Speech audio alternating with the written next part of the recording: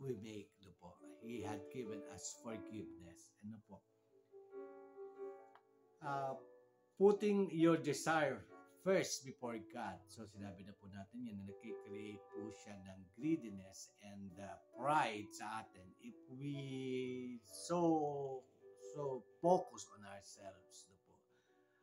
And we get the honor and the glory that belongs to God because we know that the Lord had provided us for everything.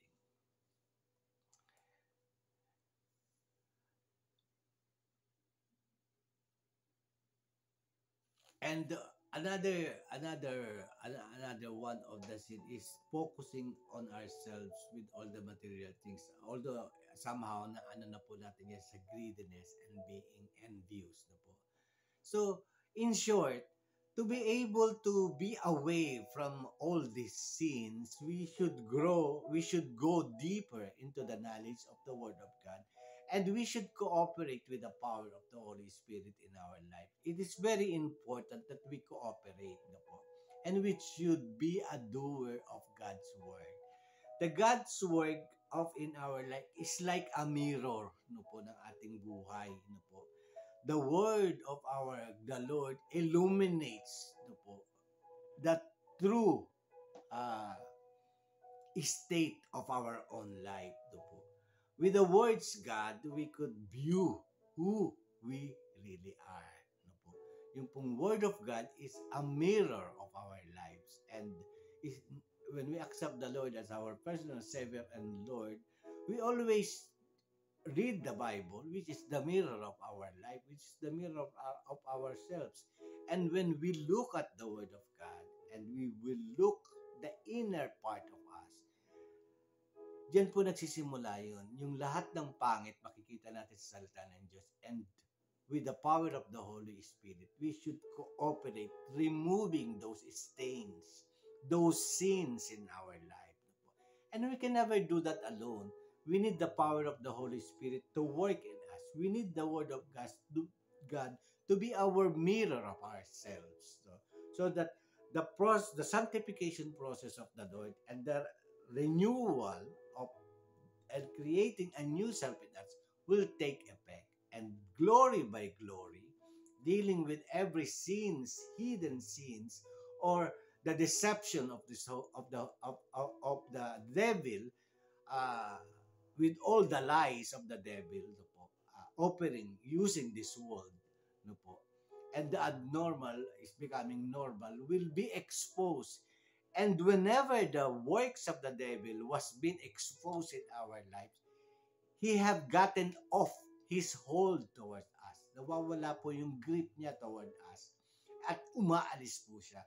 Until the time that we expose the works of the devil in our lives, ang hagpit po ng kapit niya sa atin. But when we expose him through the power of the Lord of God and through the power of the Holy Spirit, nawawala po ng grip yung power na yun sa atin ng kalaban. And now, we are being taken off by the Holy Spirit.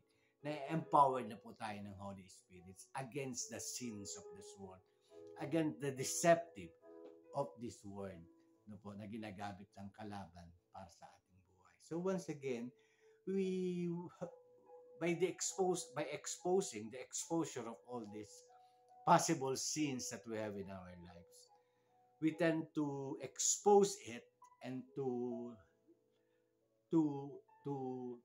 be empowered by the Holy Spirit.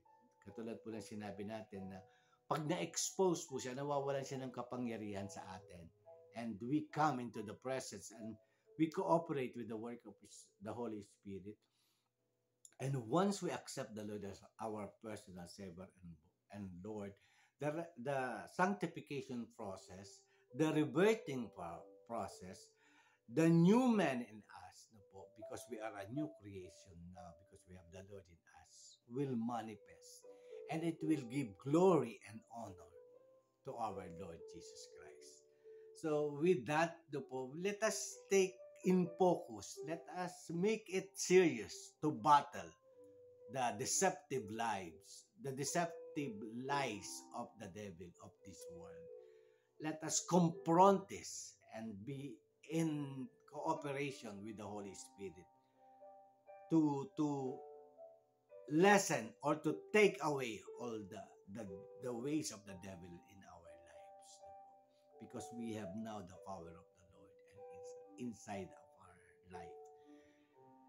So whatever we face today, do not believe it, because the Lord is with you, the power of the Holy Spirit is with you. We are a winner in this world, and through the name of Jesus, we could always win over the deceptive lies of the devil in our life. Good morning po again, and sorry po, naputol, nagkaroon ng part 2. God bless po and happy Monday to all of us. God bless.